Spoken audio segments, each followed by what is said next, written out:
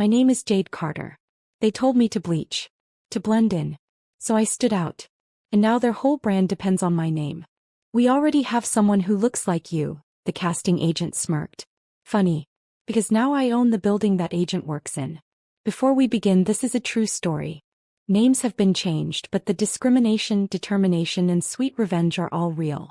If you're new here, hit subscribe, because this story of turning rejection into an empire will leave you speechless. I remember the exact moment they told me I wasn't enough. Standing in that sterile casting room at Elite Models, wearing the designer heels I'd saved 3 months waitressing tips to buy, my portfolio clutched to my chest like armor. Victoria Stone, the casting director, barely glanced at my portfolio before her lips twisted into that familiar smirk I'd seen too many times. Honey, we already have our token diversity hire for the season. Maybe try the urban brands. My hands trembled, but my voice remained steady. I've walked in Paris Fashion Week. I've done editorials for. Listen, she cut me off, manicured nails drumming against her glass desk. Luxe Beauty needs a certain look. You're just not it. Maybe if you tried lightening your skin? There are treatments. The fluorescent lights suddenly felt too bright, the room too small. Behind Victoria, a wall of campaign photos stared back at me. All blonde, all blue-eyed, all telling the same story of what beauty supposedly looked like. I'd heard this before. Growing up in Atlanta, my mother used to slather me with lightening creams, begging me to stay out of the sun. Life is easier for light-skinned girls, she'd say, her own complexion bearing the scars of years of bleaching treatments. But I'd promised myself I wouldn't follow that path. Thank you for your time, I said, gathering my portfolio. My heels clicked against the marble floor as I walked out, each step echoing with determination rather than defeat. Outside, Manhattan's summer heat hit me like a wall. I sat on a nearby bench, watching women in business suits rush past, their faces buried in phones. A magazine stand caught my eye. Another Luxe Beauty campaign splashed across the cover, another fair-skinned model selling the same old story. My phone buzzed. My agent, Derek. How'd it go? Same story. Different office. Jade, maybe we should. Don't say it, I cut him off. I'm not changing myself to fit their narrative. I'd spent years building my portfolio. Small shows in Atlanta, bigger ones in Miami, finally breaking into the New York scene. Every rejection came with the same subtext. Too dark, too ethnic, not marketable enough. But something felt different this time. Maybe it was the way Victoria had dismissed me, or maybe it was seeing those campaign photos. An idea started forming, one that had been simmering beneath the surface for years. That night, I called my best friend, Sophia, who worked in fashion marketing. They want me to bleach my skin, I said, pouring a glass of wine. Tell me you're not considering it. No. I'm considering something else entirely. I pulled out my laptop, opening the business plan I'd been working on secretly for months. Beauty brand. But not just any beauty brand. One that celebrated every shade, every feature that the industry had deemed wrong. Remember that inheritance from Grandma? I asked Sophia. The one you were saving for a rainy day? Well, it's pouring. The next few weeks became a blur of meetings, research, and planning. I reached out to chemists, designers, marketing experts. Every rejection from modeling agencies fueled my determination. I discovered something interesting. While major beauty brands claimed there wasn't a market for darker skin tones, social media told a different story. Thousands of women were demanding representation, creating their own content, building communities around celebrating their natural beauty. Then came the breakthrough. I was scrolling through Instagram when I saw it, Victoria Stone posting about Luxe Beauty's commitment to diversity, while launching another campaign featuring 0 models of color. The hypocrisy, Sophia said when I showed her. But what can you do? I can build something better, I replied, pulling up my business plan. Look at these numbers. The untapped market for inclusive beauty products is massive. And I know exactly how to reach them. I had saved every rejection email, every backhanded compliment, every suggestion to change my appearance. They became my market research, proof of an industry desperately out of touch with real women. My grandmother's inheritance wasn't huge, $50,000. But combined with my savings from modeling jobs and 5 years of waitressing, it was enough to start. I called it Shade, a beauty line that would celebrate every color the industry had rejected. The next month was a crash course in business development. Meeting with cosmetic chemists who understood melanin-rich skin, sourcing sustainable ingredients, building relationships with small, ethical manufacturers, creating a marketing strategy that would turn industry standards upside down. But the real game-changer came from an unexpected source. I was having coffee with Sophia when her phone buzzed. "Oh my God," she gasped, showing me her screen. Victoria Stone had just been caught in a major scandal. Leaked emails showing her explicitly discriminating against models of color, including specific comments about me. "This is it," I said, my heart racing. "This is our moment." I spent the night crafting an Instagram post. "Dear Victoria Stone, you told me to bleach my skin. To fade into the background. To become marketable. Instead, I'm becoming the market. Shade Beauty launching this fall. Because every skin tone deserves to shine." I attached a photo of myself, unfiltered, glowing in natural sunlight, alongside screenshots of the rejection emails. The post went viral within hours. Beauty bloggers shared their similar experiences. Major fashion accounts picked up the story. Women worldwide started sharing their own rejection stories with #SGBeauty. Victoria Stone's office sent a cease and desist letter, claiming I was damaging their reputation. My response? I posted it on Instagram with a simple caption: "Trying to silence us only makes us louder." The industry's reaction was swift. Modeling agencies that rejected me suddenly wanted to discuss opportunities. Beauty brands rushed to showcase their diverse models. Fashion magazines reached out for interviews. But I wasn't interested in being their token success story.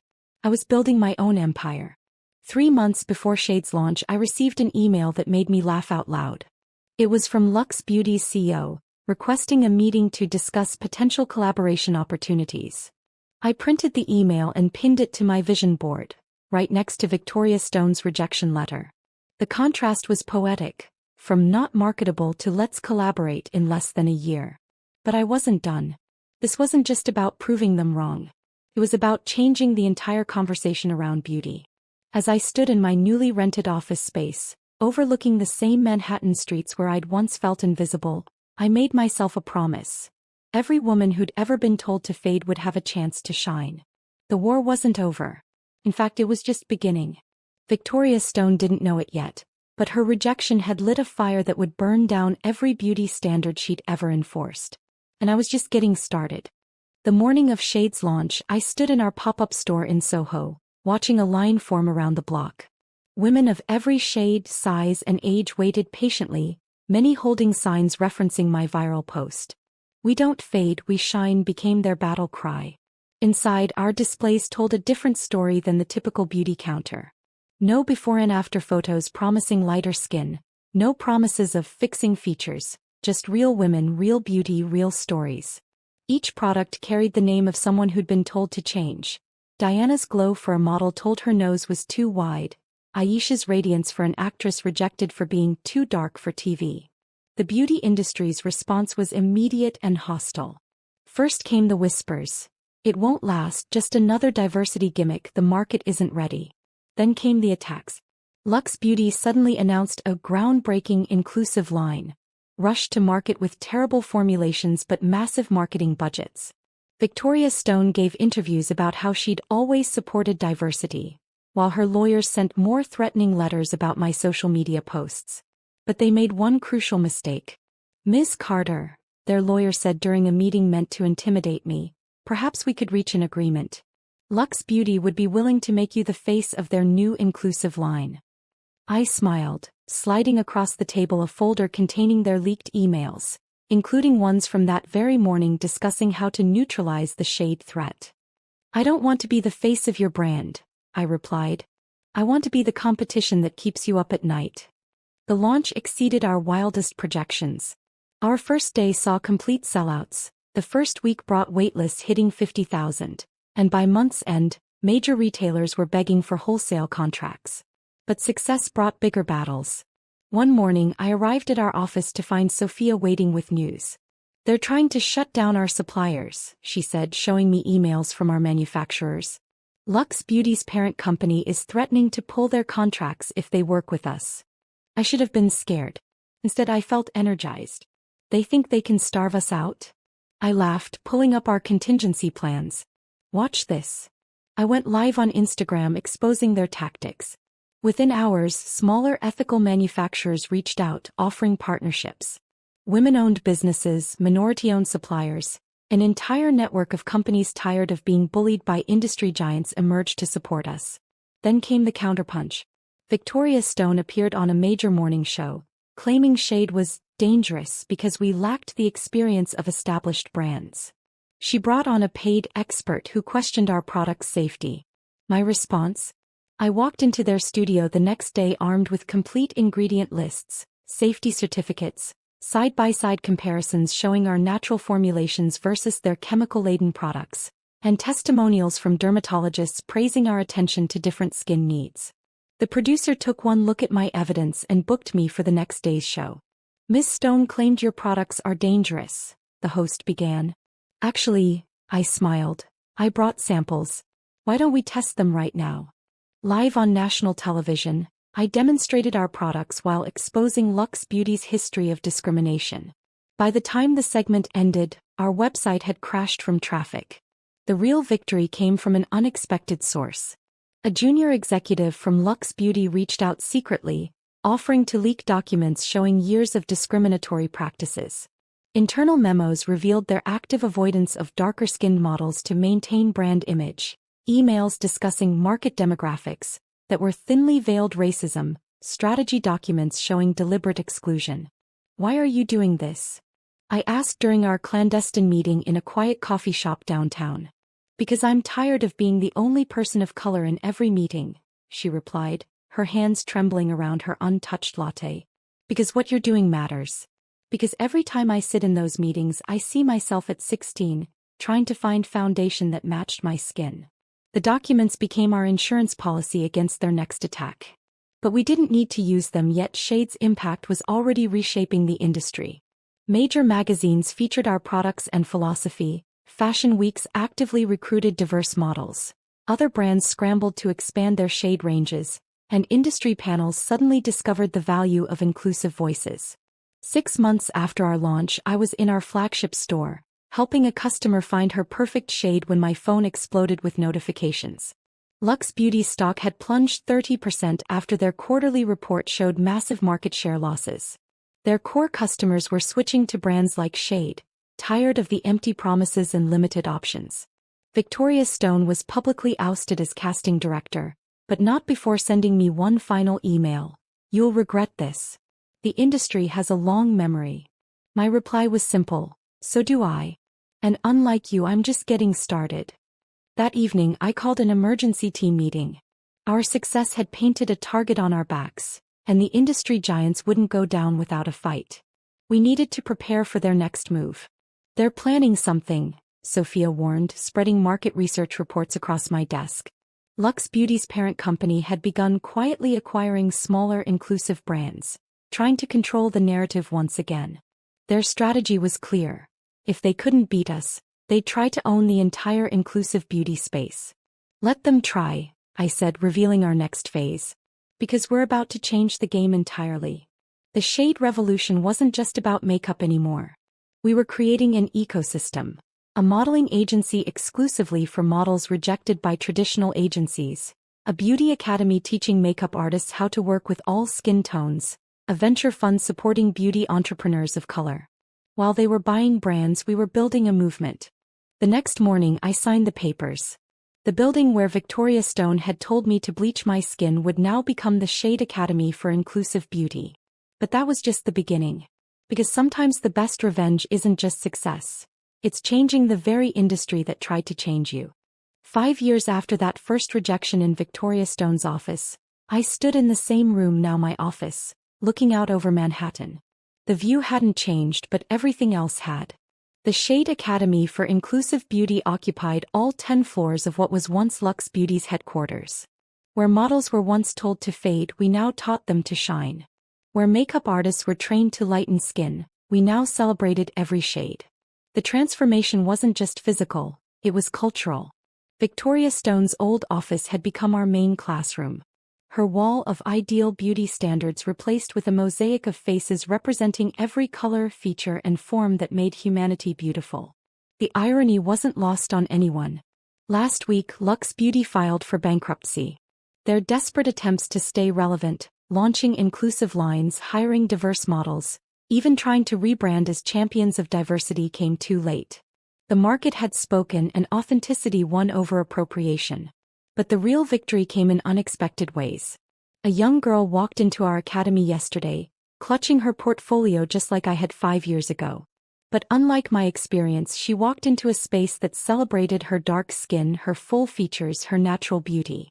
When she smiled at her reflection in the same mirror where I'd once been told to change, I knew every battle had been worth it. Shade had become more than a beauty brand. It was a movement. Our products now dominated the market not because we played their game but because we changed the rules.